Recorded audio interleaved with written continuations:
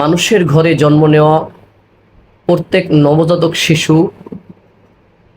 কোন ধর্মের উপর জন্মগ্রহণ করে? আসুন আমরা রাসূলুল্লাহ সাল্লাল্লাহু আলাইহি ওয়াসাল্লামের অমীয় বাণী পবিত্র হাদিস শরীফ থেকে জেনে নেই। সহিহ মুসলিম হাদিস নং 2658, আন আবি হুরায়রা রাদিয়াল্লাহু তাআলা আনহু قال قال رسول الله صلى الله عليه وسلم। হযরত আবু হুরায়রা রাদিয়াল্লাহু তাআলা আনহু থেকে বর্ণিত, তিনি বলেন রাসূলুল্লাহ সাল্লাল্লাহু আলাইহি ওয়াসাল্লাম ইরশাদ করেছেন, মা মিন মাউলুদিন ইল্লা ইউলাদু আলাল ফিতরা। প্রতিটা নবজাতক শিশু ফিতরত তথা দ্বীন বা সত্য ধর্ম গ্রহণ করার যোগ্যতা নিয়ে জন্মগ্রহণ করে। ফাআবওয়াহু ইউহাউবিদানিহি আও ইউনাসসিরানিহি আও ইউমাজ্জিসানিহি। অতঃপর তার পিতা মাতা তাদের সংস্রব দ্বারা ওই সন্তানকে খ্রিস্টান বানায়, ইয়াহুদি বানায় অথবা অগ্নি পূজক বানায়।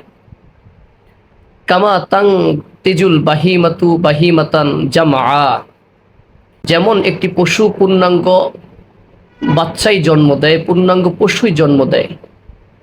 হাল তুহিসু ফিহা মিন জাদা, তোমরা কি তাতে কোনো কান কাটা কিংবা বিকলাঙ্গ দেখতে পাও?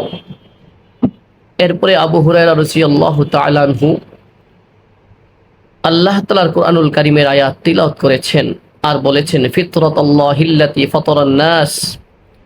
আল্লাহ তাআলার ফিতরত সেটাই যেই ফিতরতের উপর আল্লাহ মানুষকে সৃষ্টি করেছেন। অতএব তোমরা সেই ফিতরতের উপরে তথা সেই দ্বীনের উপরে অটল অবিচল থাকো, সেই দ্বীনের উপরই তোমরা কায়েম থাকো। লা তাবদীলা লিখালকিল্লাহ, আল্লাহ তাআলার সৃষ্টিতে কোনো পরিবর্তন নেই। যালিকা দ্বীনুল কাইয়্যিম, আর এটাই হলো সরল সঠিক ও মজবুত দ্বীন। আল্লাহ তাআলা আমাদের সবাইকে ফিতরতে ইসলামের উপর অটল অবিচল থাকার তৌফিক দান করেন, আমাদের সন্তানদেরকে ফিতরতে ইসলামের উপর সত্য দ্বীনের উপরে মরণ পর্যন্ত টিকে থাকার তৌফিক দান করেন। আমিন। আসসালামু আলাইকুম ওয়া রাহমাতুল্লাহি ওয়া বারাকাতুহু।